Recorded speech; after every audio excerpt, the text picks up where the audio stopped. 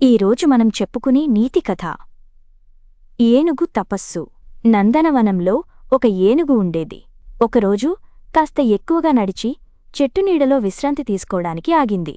నా శరీరాన్ని చూస్తే నాకే కోపం వస్తోంది. మిగతా అన్ని జంతువులు చలాకీగా పరిగెత్తుతూ ఉంటాయి. నేను వాటిలా ఉంటే బాగుండు అనుకుంటూ అందుకోసం తపస్సు చేయడం మొదలుపెట్టింది. కొన్ని గంటల తరువాత దానికి నీకేం కావాలో కోరుకో అనే మాటలు వినిపించాయి. ఈ పెద్ద శరీరంతో చాలా ఇబ్బంది పడుతున్నాను. నా ఆకారాన్ని చిన్నగా మారిస్తే చాలు అంది ఏనుగు సంతోషంగా.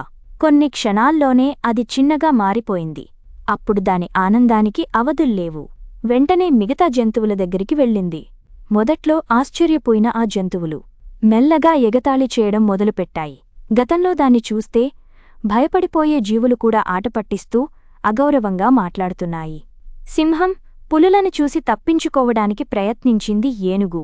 ఒకసారి ఎప్పటిలాగే స్నానం చేయడానికి చెరువు దగ్గరికి వెళ్ళింది. కాని అందులో కాలు పెట్టగానే మునిగిపోసాగింది. దాంతో భయపడి ఒడ్డుకు వచ్చేసి దిగాలుగా కూర్చుంది.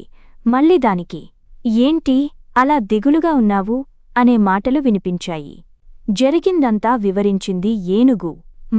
మనలా ఉన్నప్పుడే దక్కాల్సిన గౌరవం, మర్యాద అందుతాయి. ఎదుటివాళ్లలా ఉండాలనుకుంటే అసలు విలువే ఉండదు. అది ఈపాటికే నీకు అర్థమై ఉంటుంది కదా అనే మాటలు వినిపించాయి. అవును, అర్థమైంది. నా శరీరం నాకు కావాలి అంది ఏనుగు. కాసేపట్లోనే పాత శరీరం దానికి వచ్చేయడంతో ఆనందపడింది. నేను నాలాగే బతుకుతాను అనుకుంటూ ముందుకు సాగింది.